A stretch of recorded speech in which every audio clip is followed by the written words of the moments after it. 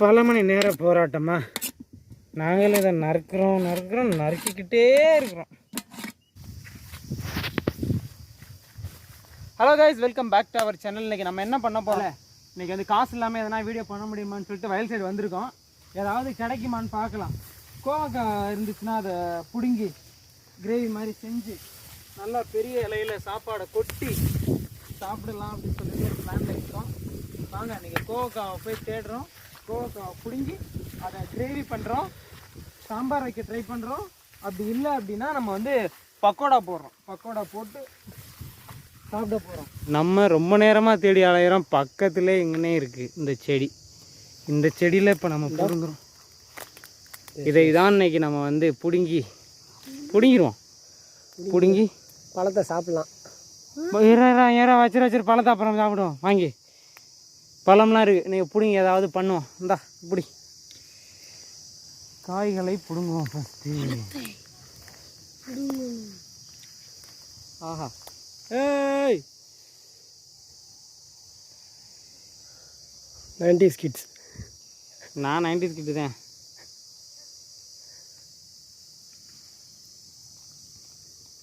சூப்பராக இருக்குது. No comments. திங்கிறதுக்கு நல்லாயிருக்கும், நெருக்கும்.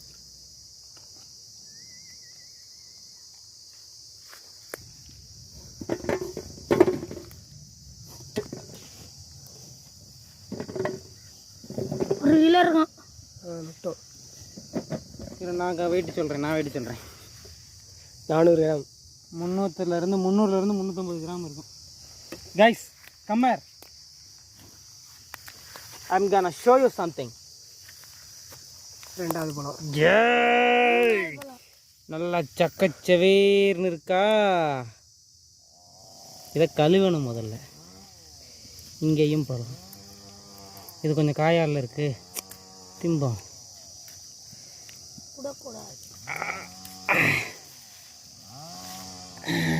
எப்படி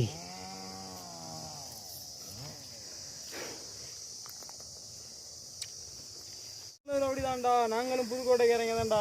செவ்வாழை தாவு கைப்பில பூச்சிருப்பில எங்க தாவுறது? மொமெண்டமே இல்லடா.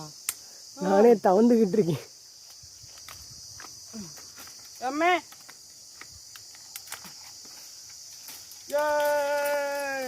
வச்சியா கைப்பில? நீ தாண்டா கைப்பில. குதியா இருடா, அந்த முள்ளு அடிக்குண்டா. பல்ல ஜம்ப் பண்ணிருட்டுப்பா. குதியா மாயம் இல்லை. ஃபைனலி இது 1 கிலோ இருக்கும். இங்கே போடுறாங்க இது முட்டை, கொசு முட்டை.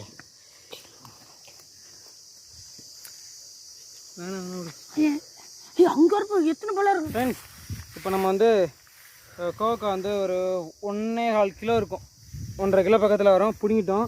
இதை அப்படியே போய் அலசிட்டு அப்படியே வெட்டி கிரேவிக்கு குழம்புக்கு பக்கோடாக்குன்னு சொல்லி போடுறோம். இப்போ சாப்பிட போகிறோம். வாங்க.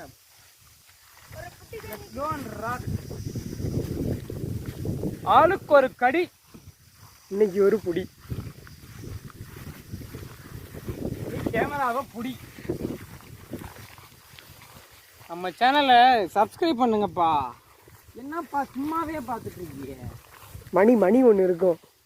அந்த மணியை தட்டி ஆட்டி விட்டு ஆள்னு ஒரு ஆப்ஷன் இருக்கு. சொல்ல முத்தா போச்சா நமக்கு செய்ய. கடவுளே, ஓடுதுரா. அதுக்கு அதான் சொன்னேன். அப்புறம் எதுக்காக இது பண்ண சொன்னேன்? ஓடாம அப்புறம் தண்ணியை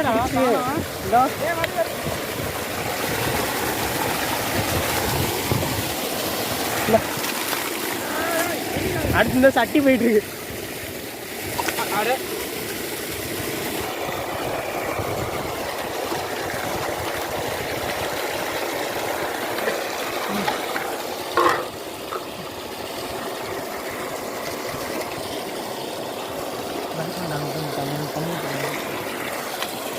இப்போ அலசி முடிக்கிறதுக்குள்ள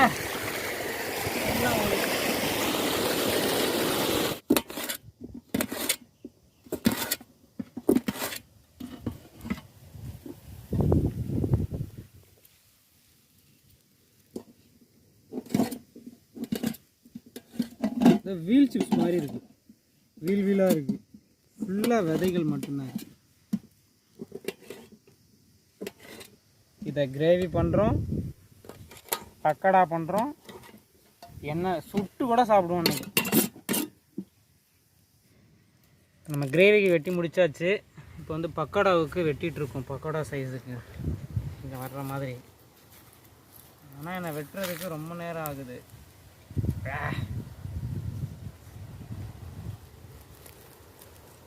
இன்னும் தக்காளி வெங்காயம்லாம் அறியணும், சாயங்காலம் ஆயிரும்.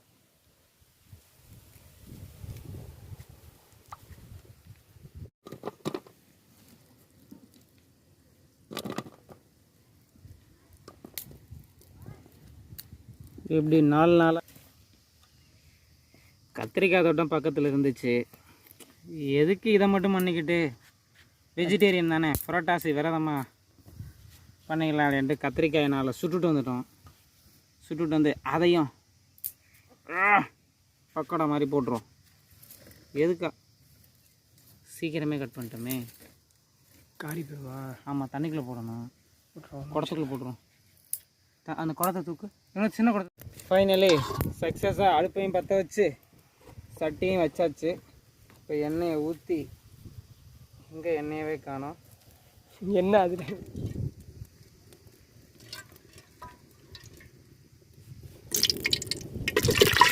ஆஹா, பெரிய வெங்காயம்.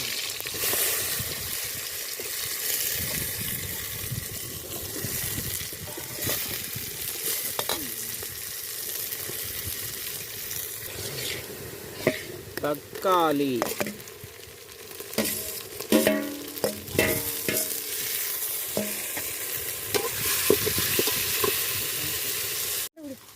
இப்போ வந்து நல்லா தக்காளி வெங்காயம்லாம் நல்லா வதங்கிடுச்சு. இப்போ அந்த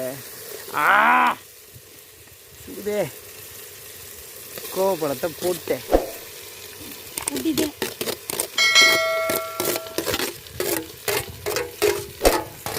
ரொம்ப தப்புன்னு தோணுங்க.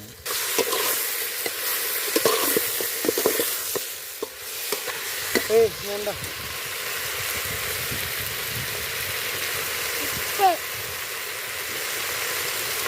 உப்பு, கல்லுப்பு.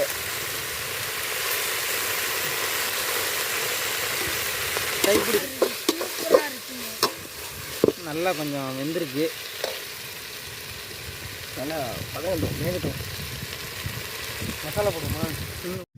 ஃப்ரெண்ட்ஸ், கிரேவி ரெடி ஆயிடுச்சு. இப்போ நம்ம வந்து கடலை மாவு எல்லாத்தையும் இது கொட்டிக்கிட்டு, கார்ன்ஃப்ளவர் கடலை மாவுங்கிறேன், கடலை மாவு போட்டாச்சு. இப்போ கொஞ்சம் கலருக்காக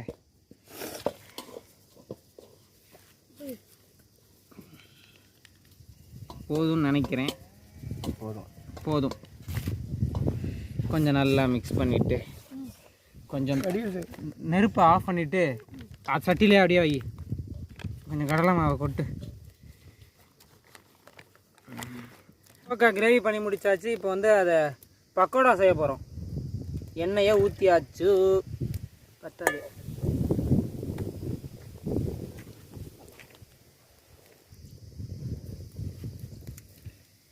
பக்கத்தில் தோட்டத்தில் இருந்து சுட்டுட்டு வந்த கத்திரிக்காய், அப்புறம் கோவக்காய் எல்லாத்தையும் போட்டுப்போம். போட்டுட்டு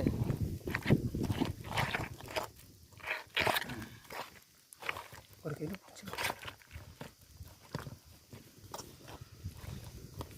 அப்பா,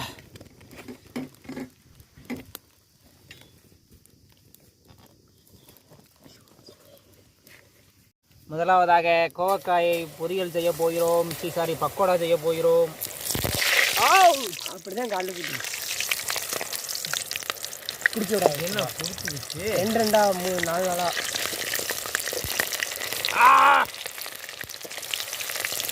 தண்ணி குடிச்சு இல்லை, கரண்டியா தொடச்சிட்டு கொடுக்க மாட்டேன், தண்ணியோட குடிச்சு. ஃபோனில் வச்சு ஏற்கனவே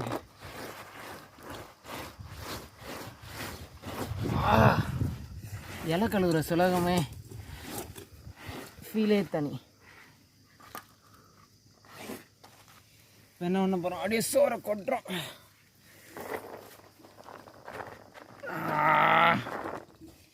முனி படத்தில் சாப்பிட்ற மாதிரி இப்போ சாப்பிட்றோம். முனி படம், கைதி படம், எல்லா படத்துலையும் பிரியாணி தான் நம்ம ஸ்பெஷலாக செஞ்சு கொடுத்துருக்காங்க.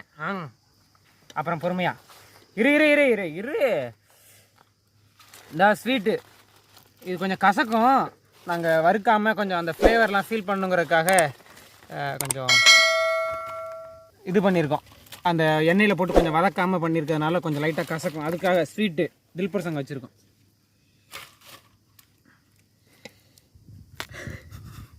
ஓட்டே போட்டாங்க.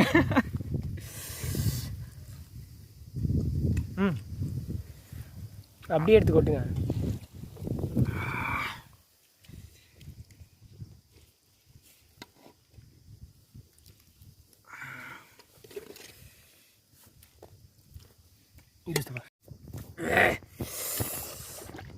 காய்ஸ் இப்போ சமைச்சு முடிச்சிட்டோம். பக்கோடா, கிரேவி, சாப்பாடு, இங்கே கத்திரிக்காய் ஏதோ சொல்லுவாங்க புதைச்சி வச்சுருக்கோம். வெங்காயம், இது என்னது வெங்காய பக்கோடா.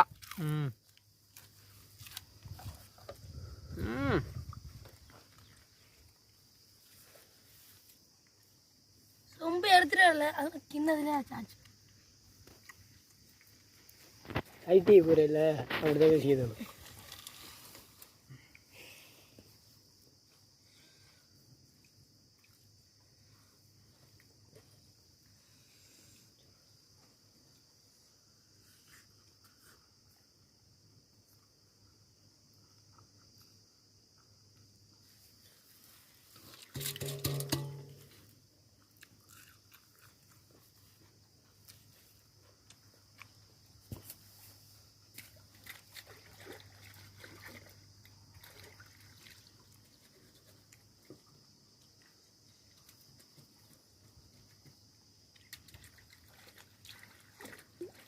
அடுத்த வாய் உள்ளே போல கசப்போ கசக்குது.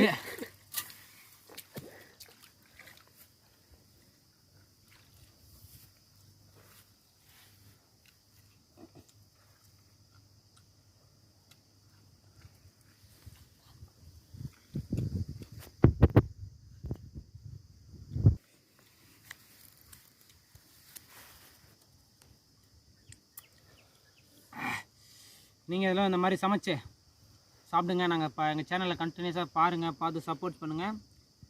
நீங்களும் எங்களை கூட ஒரு மெம்பராக ஆகிக்கோங்க. பக்கோடாலாம் சூப்பராக தான் இருக்குது. கொஞ்சம் கசக்குது. எண்ணெயில் போட்டு பொரித்து அதுக்கப்புறம் இது பண்ணியிருந்தால் கொஞ்சம் கசந்துருக்காது. சரி, நாங்கள் வந்து கசப்பா நம்ம சாப்பிடாத கசப்பான்னு சொல்லிட்டு குழம்பு மாதிரி.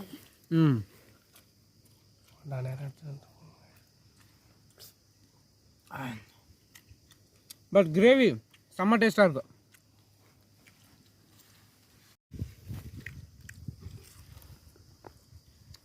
ஓகே ஃப்ரெண்ட்ஸ், நீங்களும் இந்த மாதிரி சமைச்சு சாப்பிட்டு பாருங்கள். சும்மா தரமாக இருக்குது. கொஞ்சம் கசக்க தான் செய்யுது, பார்க்க பழம் மாதிரி தான் இருக்குது. ஆனால் கிரேவி கசக்கலை. அந்த ஒருத்தன் ஐஸ் பிரியாணி ரெடி பண்ணி பக்கத்தில் சாப்பிட்டுட்டு இருக்கேன்.